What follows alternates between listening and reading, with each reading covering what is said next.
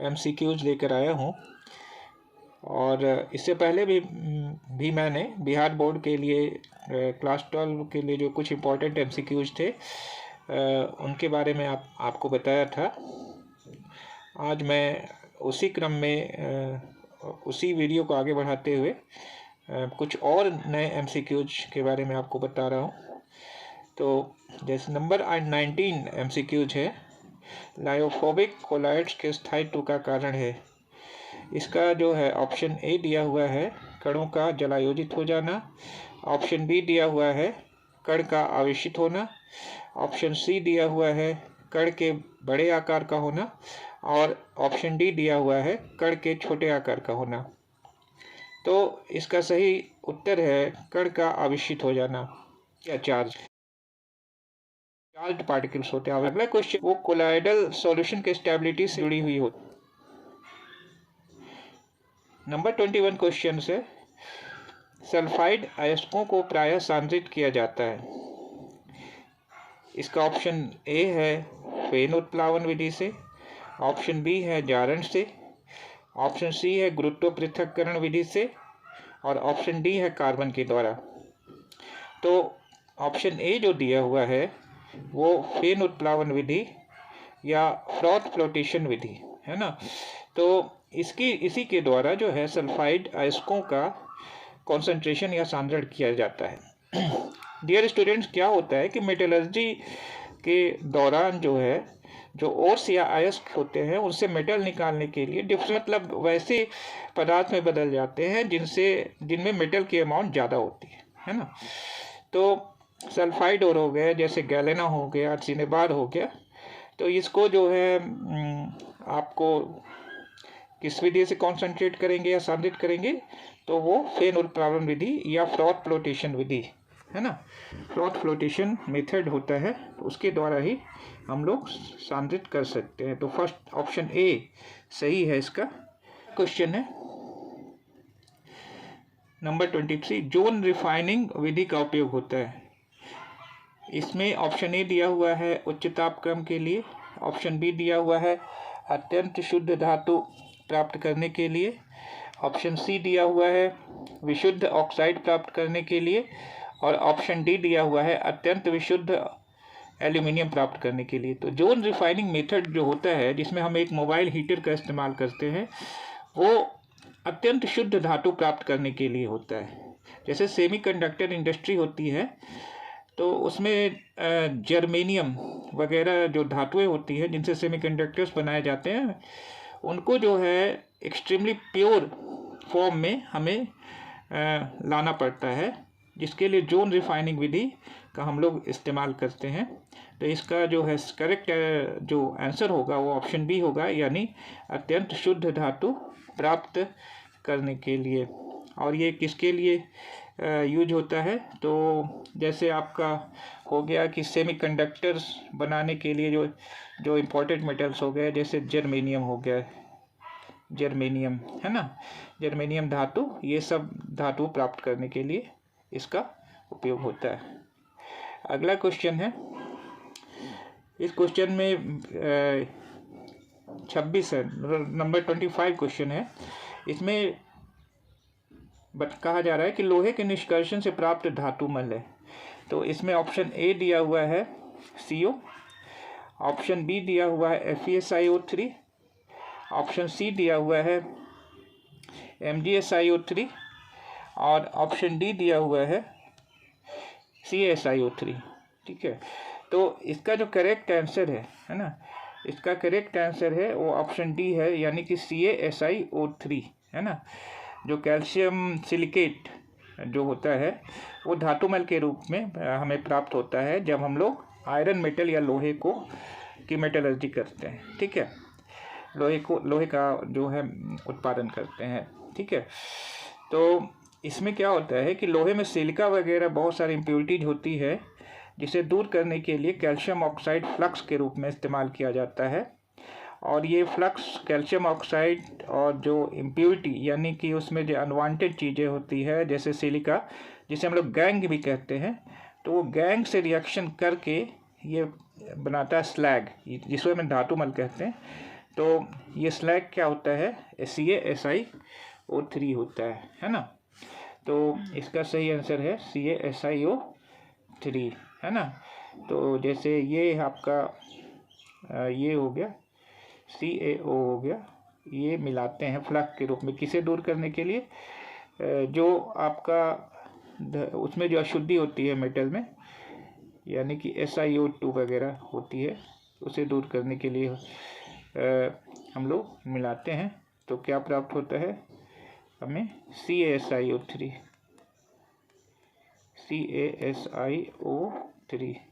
ये धातुमल है ना, या स्लैग जिसको कहते हैं, ये स्लैग, और हिंदी में इसे कहते हैं धातुमल, धातुमल। और CaO को क्या कहते हैं, CaO को हम लोग फ्लक्स कहते हैं। और SiO2 क्या हो गया, SiO2 गैंग हो गया, यानी कि इसमें जो अनवांटेड चीज़ें मिली होती है जो लोहे के अयस्क में, गैंग, ये गैंग कहलाती है, ये गैंग हो गया। ओके, अगला क्वेश्चन है, नाइट्रोजन का निम्नलिखित में कौन सा ऑक्साइड अनुचुंबकीय है। तो इसमें जो है फर्स्ट ऑप्शन दिया हुआ है NO2, दूसरा दिया हुआ है N2O, तीसरा दिया हुआ है N2O5 और चौथा यानी डी दिया हुआ है N2O3। तो option A NO2, option B N2O, option C N2O5 और ऑप्शन डी N2O3। तो फर्स्ट ऑफ ऑल हमें ये समझना होगा कि अनुचुंबकीय का मतलब क्या होता है। तो अनुचुंबकीय यानी पैरामैग्नेटिक। अनुचुंबकीय क्या क्या मतलब हो गया, पैरामैग्नेटिक। पैरामैग्नेटिक सब्सटेंसेस में क्या होते हैं, अनपेयर्ड इलेक्ट्रॉन्स होते हैं, यानी बिना जोड़े वाले इलेक्ट्रॉन होते हैं। अनुचुंबकीय पदार्थ जो होते हैं या पैरामैग्नेटिक जिसको कहते हैं हम लोग, पैरामैग्नेटिक, है ना। इसकी विशेषता क्या होती है, इसमें जो है कंटेन अनपेयर्ड इलेक्ट्रॉन्स, यानी बिना जोड़े वाले इलेक्ट्रॉन्स इसमें उपस्थित होते हैं, अनपेयर्ड इलेक्ट्रॉन्स। अब देखो NO2 में जो होता है एक अनपेयर्ड इलेक्ट्रॉन होता है, तो दैट्स वाई ये क्या होगा, अनुचुंबकीय होगा, है ना। क्योंकि इसका मतलब है क्योंकि ये अनपेयर्ड इलेक्ट्रॉन की वजह से पैरामैग्नेटिज्म पैदा होता है। अगला क्वेश्चन है, फॉस्फोरस की ऑक्सीकरण अवस्थाएं होती है। फॉस्फोरस यानी कि P, जिसका सिंबल P होती है, उसका क्या ऑक्सीकरण अवस्थाएं होती हैं।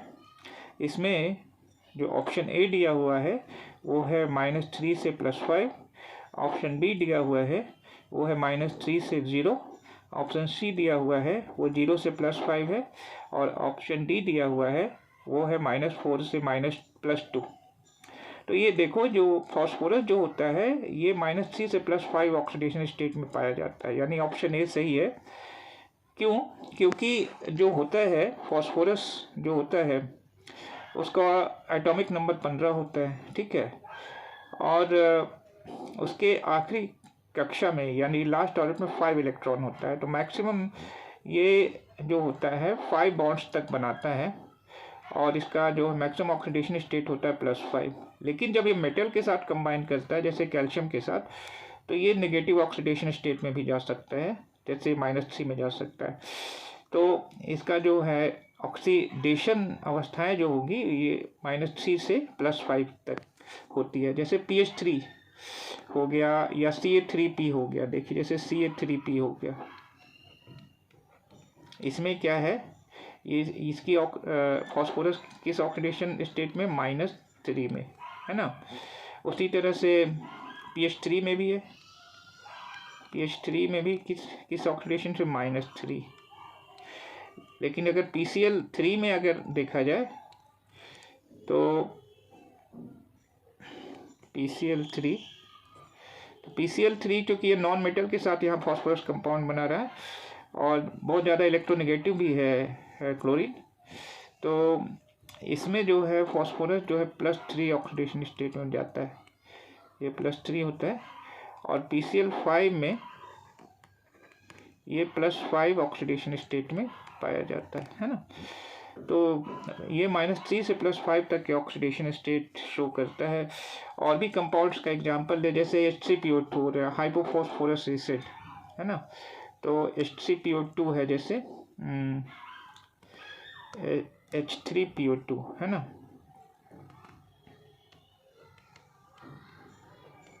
H3PO2 H3PO2 में जो फॉस्फोरस है वो आपका +1 ऑक्सीडेशन स्टेट में पाया जाता है। किस में पाया जाता है? +1 ऑक्सीडेशन स्टेट में ये पाया जाता है, +1 है ना। तो ये बहुत सारे ऑक्सीडेशन स्टेट शो करता है, ठीक है, -3 to +5 रेंज में। ओके,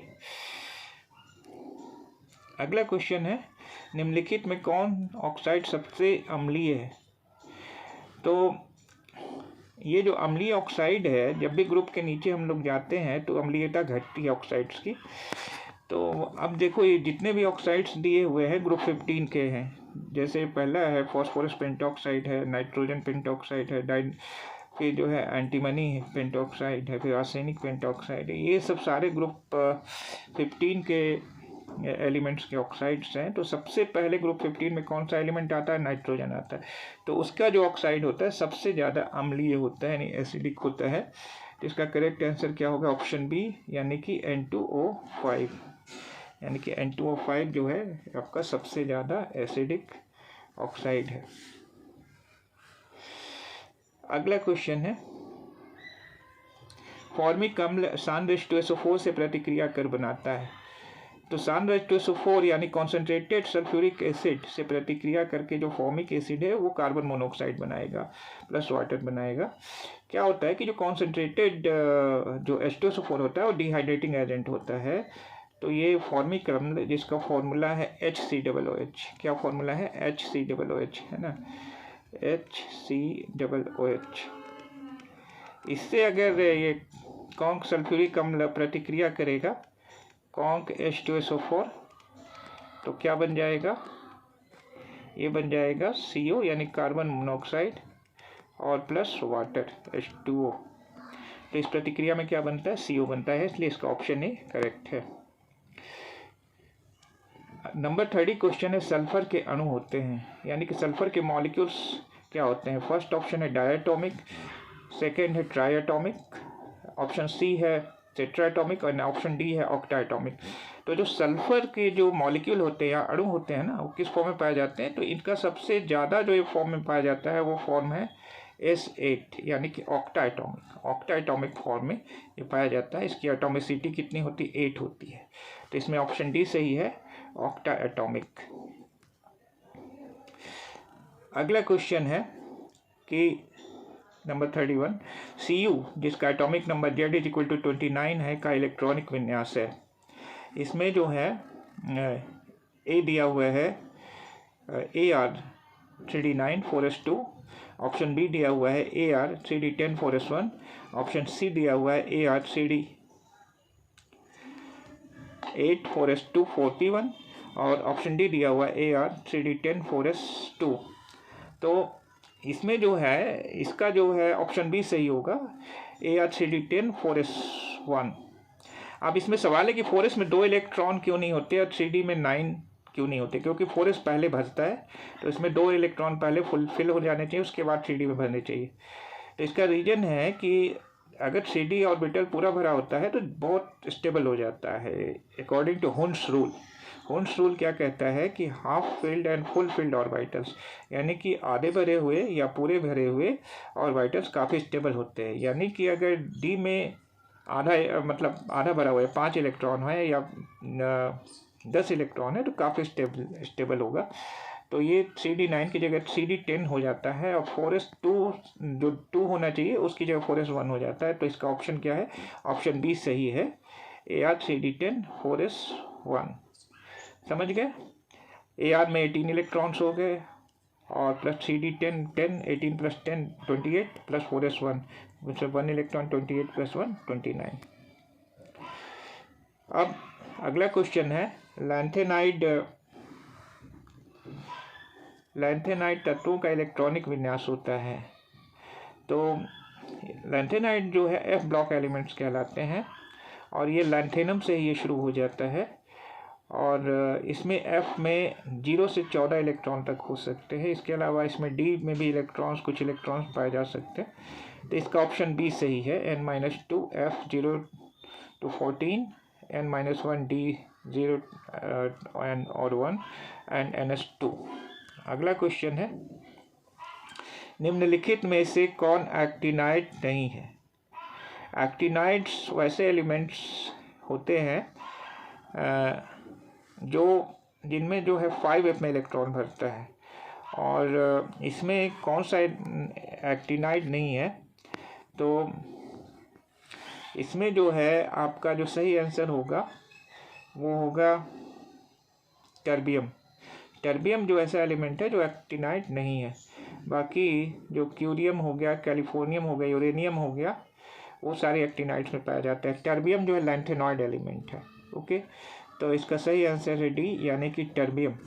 ओके, अगला क्वेश्चन है नंबर 34, निम्नलिखित में कौन प्रतिचुंबकीय यानी डायामैग्नेटिक है। इसमें ऑप्शन ए दिया हुआ है Cr3+, ऑप्शन बी दिया हुआ है V2+, ऑप्शन सी दिया हुआ है Sc3+ और ऑप्शन डी दिया हुआ है Ti3+ आयन। तो ये सारे आयन्स है और इसमें हमें प्रतिचुंबकीय यानी डायामैग्नेटिक कैरेक्टर उसमें होगा जिसमें या तो कोई भी इलेक्ट्रॉन ना हो या सारे इलेक्ट्रॉन पेयर्ड है। ठीक है, तो ये डायामैग्नेटिक कैरेक्टर वैसा आयन शो करता है, यानी कि उसके सारे इलेक्ट्रॉन जोड़े में हो या उसमें कोई इलेक्ट्रॉन नहीं हो। ठीक है, तो first of all option A देखते हैं Cr3+। तो Cr3+ में क्या होता है कि नॉर्मल उसका इलेक्ट्रॉनिक कॉन्फ़िगरेशन क्या होता है Ar3d5 4s1। अगर उसमें 3 इलेक्ट्रॉन निकाल लो तो 3d में 3 बचते हैं, तो 3 बिना जोड़े वाले इलेक्ट्रॉन उसमें हो जाएंगे Cr में, है ना। तो Cr जो होता है वो क्या होगा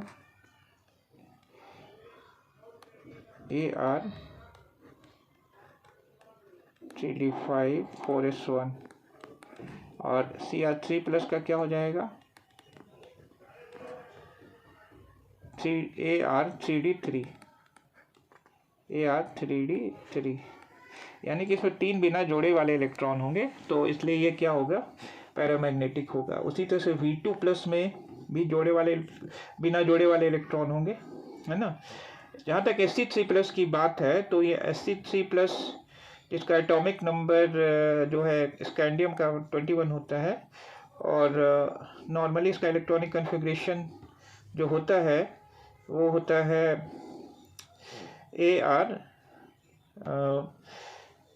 Ar4s2 3d1। ओके, अगर 3 इलेक्ट्रॉन निकाल दो तो उसमें डी में कोई भी इलेक्ट्रॉन नहीं बचता, तो इसलिए डायामैग्नेटिक होगा। क्योंकि अगर कोई भी इलेक्ट्रॉन नहीं है या सारे इलेक्ट्रॉन जोड़े वाले हैं तो डायामैग्नेटिक होता है। तो ऑप्शन सी सही है। अगला क्वेश्चन है नंबर 35। नंबर 35 क्वेश्चन क्या कहता है। नंबर 35 क्वेश्चन कहता है कि Fe2+ जिसका एटॉमिक नंबर Z=26 है में अयुग्मित यानी कि अनपेयर्ड इलेक्ट्रॉन की संख्या है। तो Fe2+ में आप देखो कितने, पहले ये देखना पड़ेगा कि उसमें कितने इलेक्ट्रॉन है Fe2+ में, है ना। तो Fe का एटॉमिक नंबर कितना होता है 26 होता है ना। तो उसका जो इलेक्ट्रॉनिक कॉन्फ़िगरेशन क्या है Fe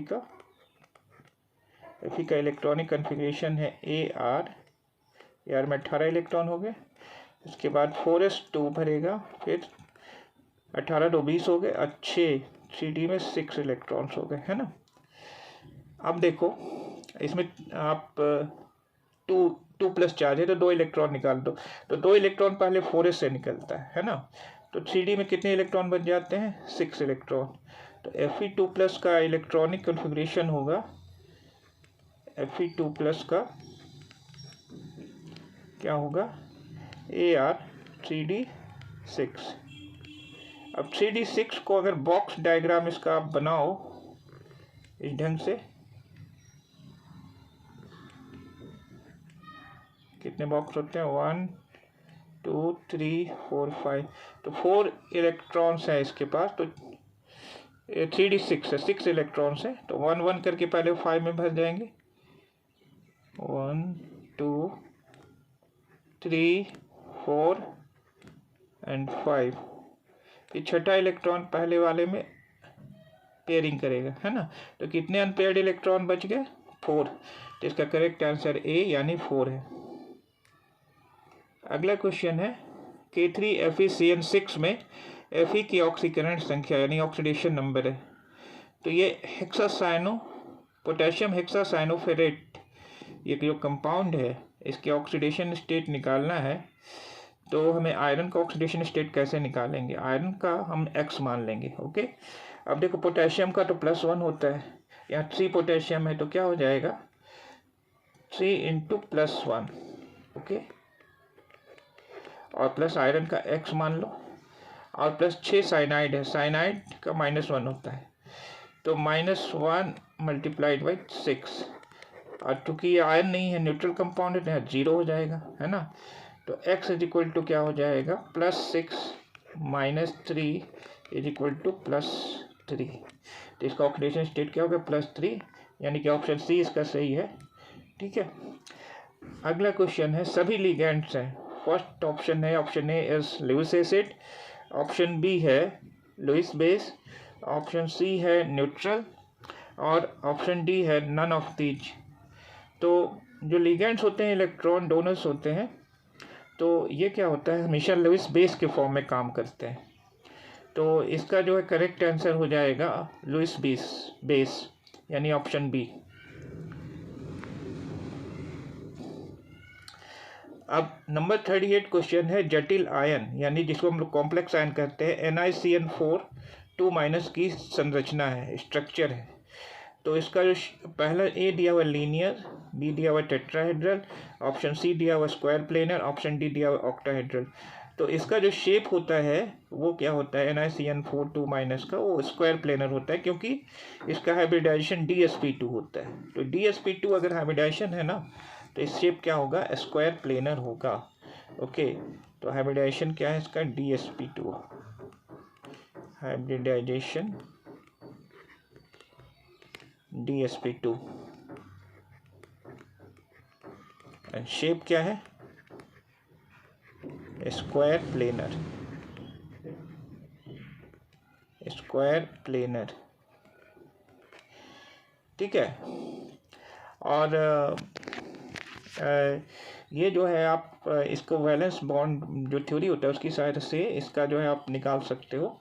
ठीक है, आप इसका जो है हाइब्रिडाइजेशन, जिससे आपको आसानी से शेप पता चल जाएगा। नंबर 39 क्वेश्चन है विटामिन B12 में रहता है। ऑप्शन ए दिया हुआ है कोबाल्ट, ऑप्शन बी दिया हुआ है मैंगनीज, ऑप्शन सी दिया हुआ है आयरन, ऑप्शन डी दिया हुआ है निकल। तो वो विटामिन B12 यानी साइनोकोबालामिन कहा जाता है, और वो कॉम्प्लेक्स कंपाउंड है जिसमें जो सेंट्रल मेटल है ना वो कोबाल्ट। तो इसका जो सही आंसर हो जाएगा वो क्या है, ऑप्शन ए यानी कि कोबाल्ट। अगला क्वेश्चन है निम्नलिखित में किसका शून्य डायपोल मोमेंट है। इसमें ऑप्शन ए दिया हुआ है CH3Cl, ऑप्शन बी दिया हुआ है CHCl3, ऑप्शन सी दिया हुआ है CH2Cl2, एंड ऑप्शन डी दिया हुआ है CCl4।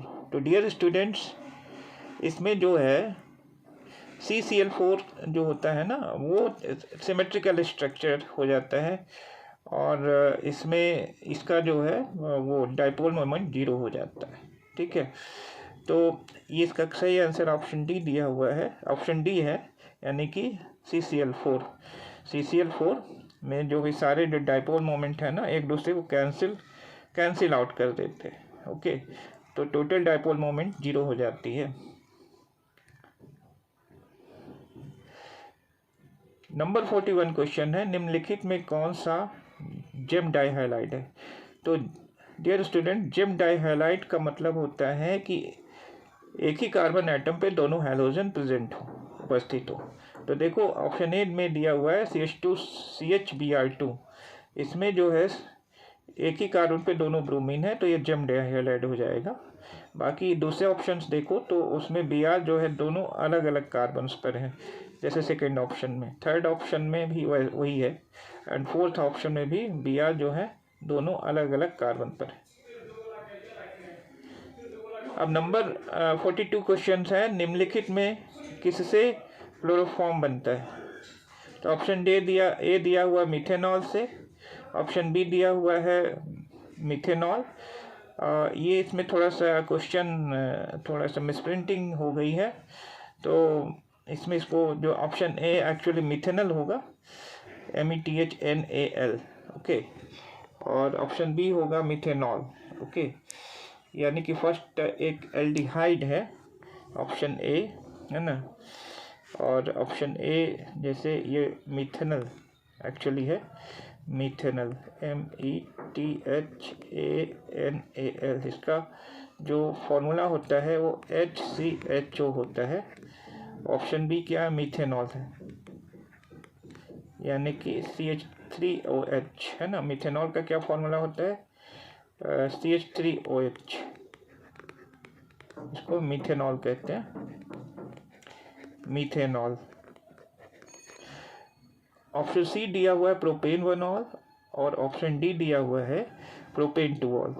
तो ये ऑप्शन डी इसमें सही है, क्योंकि प्रोपेन-2-ऑल जो है ना वो ऑक्सीडाइज होता है, तो वो जो है प्रोपानोन बनाता है। जो प्रोपानोन में COCH3 ग्रुप है, जो जिससे आप क्लोरोफॉर्म बना सकते हो, ठीक है। अगर किसी कंपाउंड में COCH3 ग्रुप है तो उसे HOCl से रिएक्शन करा के, NaOCl रादर से रिएक्शन करा करके आप क्या बना सकते हो? क्लोरोफॉर्म बना सकते हो। और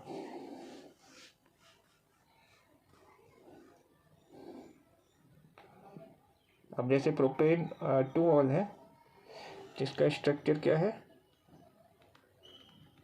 CH3CHOH CH3। ये किस में कन्वर्ट हो जाएगा ऑक्सीडाइज होने पर? ये या डिहाइड्रोजनेट होने पर ये कन्वर्ट हो जाएगा CH3COCH3, यानी प्रोपानोन में कन्वर्ट हो जाएगा, ठीक है। अब ये कंपाउंड जो है प्रोपानोन जो है वो आसानी से रिएक्शन भी कहते हैं, ठीक है। तो ये जो है क्लोरोफॉर्म बन जाएगा। तो ये इसका सही ऑप्शन क्या है? ऑप्शन डी, यानी कि नंबर 44 क्वेश्चन है, निम्नलिखित में से कौन सेकेंडरी अल्कोहल को निरूपित करता है? तो सेकेंडरी अल्कोहल पहला CH2OH है, तो ये क्या है? प्राइमरी अल्कोहल है। ऑप्शन बी देख रहे हो CHOH है, तो CHOH ग्रुप सेकेंडरी अल्कोहल को डिनोट करता है, तो ऑप्शन बी इसका सही है। ऑप्शन सी जो है टर्शरी अल्कोहल है एक्चुअली, ठीक है, जिसमें कार्बन जो है 3 दूसरे कार्बन से जुड़ा रहता है, और जिस कार्बन से OH है उसमें कोई हाइड्रोजन भी आप देख रहे हो नहीं प्रेजेंट, तो ये टर्शरी अल्कोहल है। ऑप्शन डी में का भी दोनों कार्बन टर्शरी ही है, ठीक है, जिसका जो करेक्ट आंसर है option B C. Number 45 question है, अनाज अल्कोहल निम्नलिखित में किसको कहा जाता है? किसका सामान्य नाम है? तो अनाज अल्कोहल यानी ग्रेन अल्कोहल जो है इथेनॉल को हम लोग कहते हैं। नंबर 46 क्वेश्चन है, ग्रिग्नार्ड्स रिएजेंट से अभिक्रिया कर निम्नलिखित में कौन अल्केन बना सकता है? तो ग्रिग्नार्ड्स रिएजेंट से अभिक्रिया करके इसमें जो है अल्केन कौन सा बनाएगा? तो पहला ऑप्शन है CH3CH2OH, तो ये अल्केन बना सकता है, अल्कोहल जो है ये अल्केन बनाता है। बाकी जो CH3CHO है वो अगर ग्रिग्नार्ड्स रिएजेंट से रिएक्शन करेगा तो ये अल्कोहल नहीं बनाएगा, बल्कि सेकेंडरी अल्कोहल बना देगा, अल्केन नहीं बनाएगा बल्कि सेकेंडरी अल्कोहल बना देगा। और CH3COCH3 ये ग्रिग्नार्ड्स रिएजेंट से जब रिएक्शन करता है तो एक टर्शरी अल्कोहल बनाता है, और HCHO यानी कि मिथेनल या फॉर्मल्डिहाइड जिसको कहते हैं, वो अगर ग्रिग्नार्ड्स रिएजेंट से रिएक्शन करता है ना तो क्या बनता है? प्राइमरी अल्कोहल बनता है।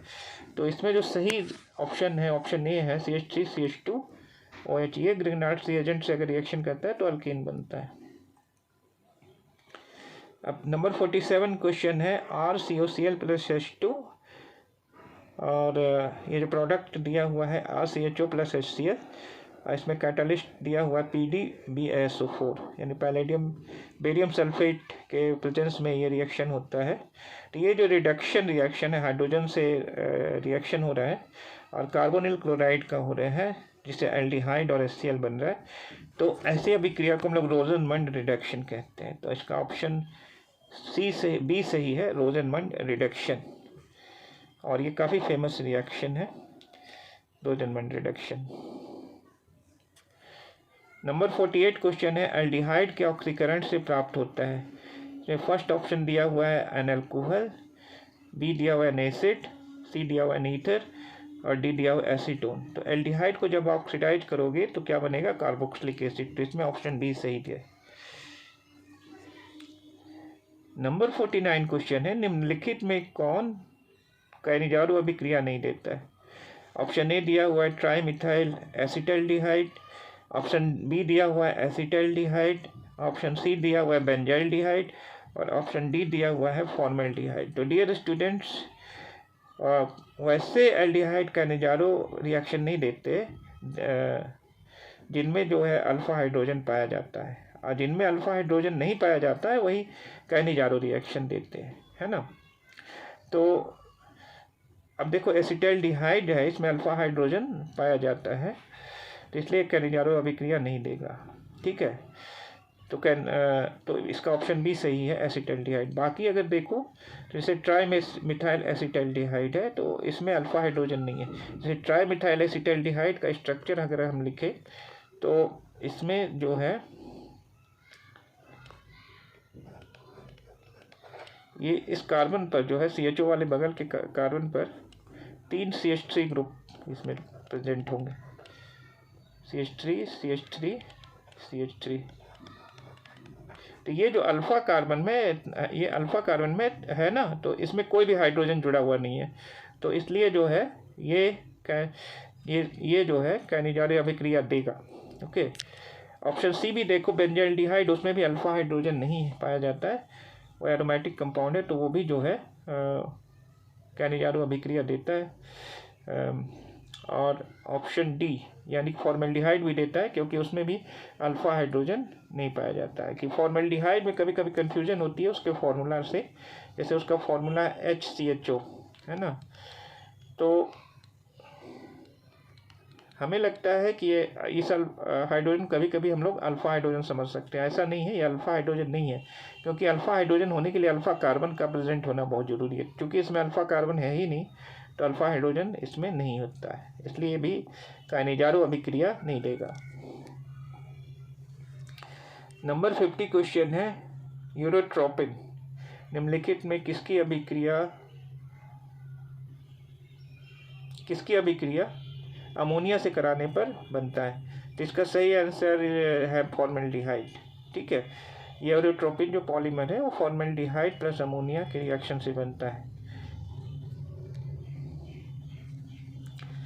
नंबर 51 क्वेश्चन है निम्नलिखित में कौन सा सूत्र ईस्टर को निरूपित करता है, व्यक्त करता है? ऑप्शन ए दिया हुआ है RCOOH, ऑप्शन बी दिया हुआ है RCOOR, ऑप्शन सी दिया हुआ है RCOR और ऑप्शन डी दिया हुआ है ROR। तो पहला तो आप देख रहे हो RCOOH किसको कहते हैं? कार्बोक्सिलिक एसिड को कहते हैं, इसमें COOH ग्रुप है।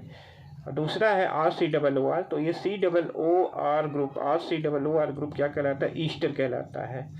तो ऑप्शन बी इसका सही है, ईस्टर। जहाँ तक ऑप्शन सी की बात है RCOR वो क्या कहलाता है? कीटोन कहलाता है। और ऑप्शन डी ROR वो क्या कहलाता है? ईथर कहलाता है। तो इसमें ऑप्शन बी सही है, RCOOR। अगला नंबर 51 क्वेश्चन है फॉर्मिक एसिड एवं फॉर्मल्डिहाइड को किसके द्वारा विभेद किया जा सकता है, यानी कि इसमें डिफ्रेंशिएट कैसे करेंगे? फॉर्मिक एसिड का फॉर्मूला क्या है? HCOOH। और फॉर्मल्डिहाइड का फॉर्मूला क्या है? HCHO। ओके, तो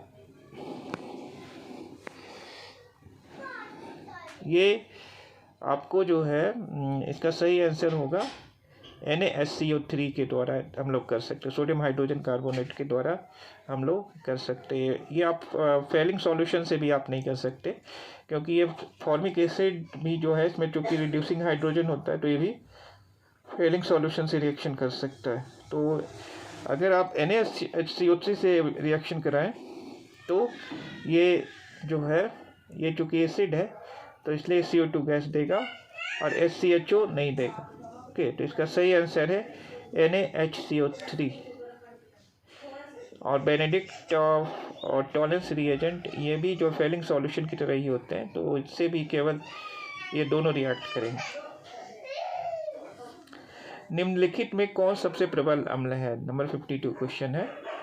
पहला ऑप्शन है CH3COOH, दूसरा ऑप्शन है option B ClCH2COOH, option C है Cl2CHCOOH और ऑप्शन डी है Cl3CCOOH।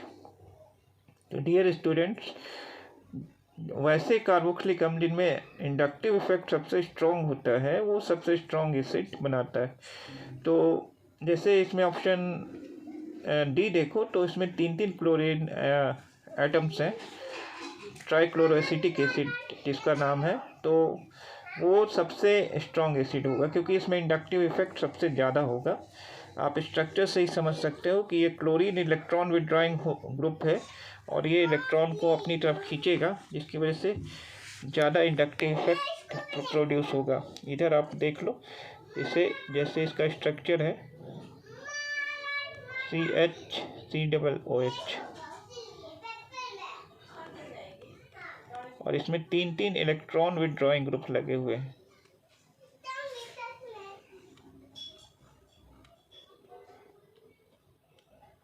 इधर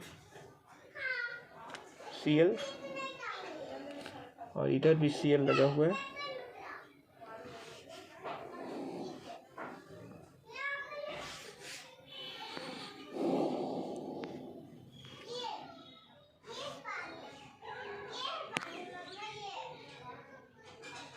यहाँ भी Cl एक लगा हुआ है और ये भी Cl है।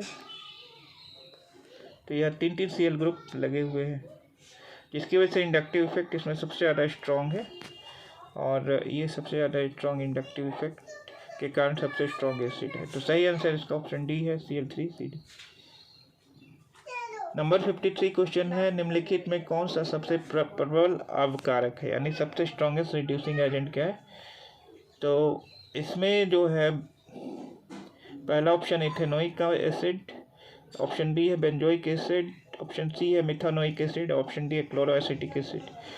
तो जो एसिड्स होते हैं वो हाइड्रोजन आयन प्रोवाइड करते हैं और इसका ये कोई हाइड्रोजन आयन प्रोवाइड करने का मतलब ये नहीं है कि वो रिड्यूसिंग एजेंट के रूप में काम करते हैं। लेकिन इसमें जो ऑप्शन सी दिया हुआ मिथेनोइक एसिड, ये इसमें रिड्यूसिंग हाइड्रोजन एटम है। ओके, तो reducing hydrogen atom directly carbon से जुड़ा होता है और जो हाइड्रोजन आयन वाला रहता है वो ऑक्सीजन से जुड़ा रहता है। तो मिथेनोइक एसिड इसका जो है सही आंसर है। इसमें जो है रिड्यूसिंग कैरेक्टर सबसे ज़्यादा होगा।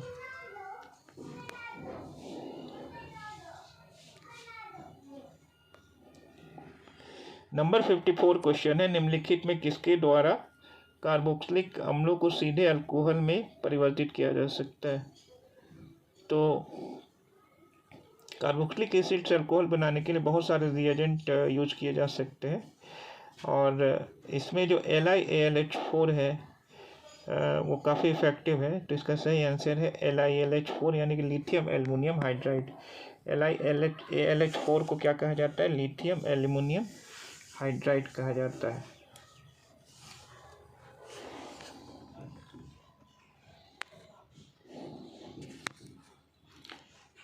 तो इसका जो है सही आंसर है ऑप्शन ए यानी कि लिथियम एल्युमिनियम हाइड्राइड LiAlH4।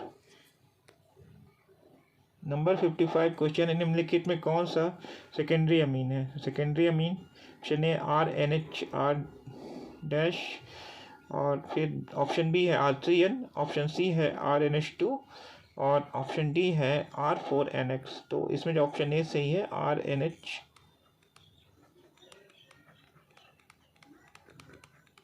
ये आपका सेकेंडरी अल्कोहल है। इसमें नाइट्रोजन के दोनों तरफ कार्बन ग्रुप है, तो दैट्स वाई ये सेकेंडरी अल्कोहल है। अगर नाइट्रोजन के एक ही तरफ कार्बन ग्रुप या अल्काइल ग्रुप होता है तो प्राइमरी अल्कोहल होता है। और जो अगर तीनों तरफ उसके कार्बन ग्रुप या अल्काइल ग्रुप होता है तो वो टर्शरी होता है। तो जैसे इसमें ऑप्शन बी जो है टर्शरी अल्कोहल है, ऑप्शन सी प्राइमरी है और ऑप्शन डी क्वाटरनरी अमीन कहते हैं। इसमें चार अल्काइल ग्रुप जुड़े हुए हैं। तो ऑप्शन ए सही है, वो सेकेंडरी अल्कोहल है।